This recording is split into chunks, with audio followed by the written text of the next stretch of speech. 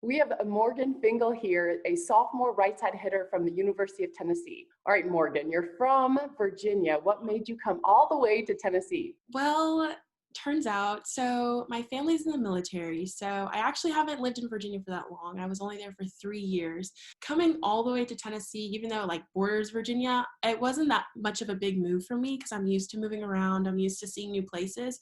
So honestly, just coming to Tennessee and just making it a new home for me is something that I was looking for, and it honestly is a really good new home to have. So I never feel like I'm too far away.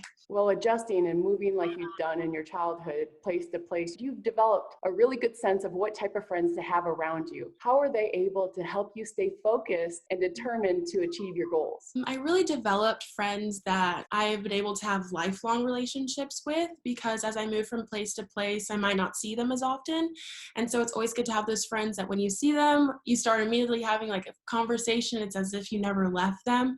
But I just developed a friend group that really encouraged me. Most of them were other volleyball players, but with other clubs. And it was just really special because we kind of had that same like struggle of like missing out on stuff in high school, but we all encouraged each other because we knew like in the end we wanted to go play volleyball in college. So it was really special that way. And starting at the end of your season, or really toward the middle to the end of your season, what lessons, and I always call it like the freshman lessons, what lessons did you learn then to help you through the season? Honestly, it's just allowing yourself to kind of like break out into that person that you want to be, kind of like defining that player that you want to be, and also just kind of like not allowing fear to help like hold you back.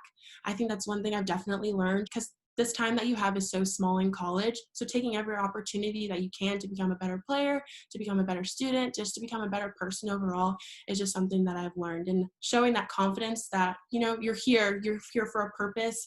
Your coaches selected you, so they obviously saw something in you. So just kind of bringing that confidence into your game is something that I learned that I needed to do. That's huge, and every player deals with this. What happens to you? What do you say to yourself when fear comes at your head? Most of the times I kind of just think of like what voice is that from? Is it from myself? Is it from insecurity? Is it from like where is that coming from? And like just kind of pulling from examples of when you were successful and kind of like combating that because you've done something great before because now you're here. So when those voices of like fear, insecurity, and just like, oh my gosh, can I do this? Remember when I did do it. And like since you can do it, now you know that you can like replicate it in some way.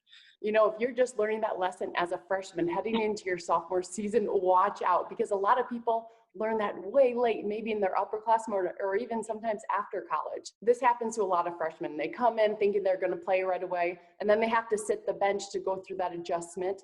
So what was your mindset to sit the bench, to prepare still in practice to then get the starting role? So sitting on the bench, it kind of, I mean, it humbles you. For me personally, I didn't think I was going to play and be a starter.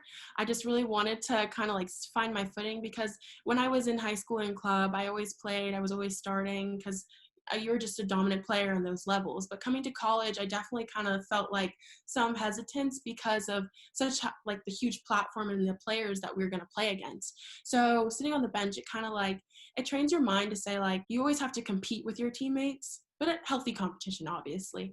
But just understanding that where you are is a huge opportunity and that you have to continue fighting and working for everything that you have because just like the virus, it can be taken away from you. So just recognizing that the opportunities that you have and never taking them for granted. Great advice. And overall, walking into SEC volleyball, it's intense. There's a lot of good players in it. How was that adjustment from club? I remember my club coach telling me that you're gonna have to learn how to hit an out of system ball well when you get into college, and that was just one of the hard things that I had to learn how to adjust with. Just keeping the ball in play, but the intense play that each school brings was just something so different. And it is true. Eve always tells us that it takes a lot to be good. It takes a whole lot to be good. And that's something that I definitely learned, that this does not come easy. We're not here to just make it all the way to the tournament. It's definitely a process that it's going to take a lot of hard work, but I look forward to it all the time. Well, SEC volleyball, watch out for Morgahn Fingall. She's coming. High jumper, power hitter. You are the complete package, Morgahn. Thank you.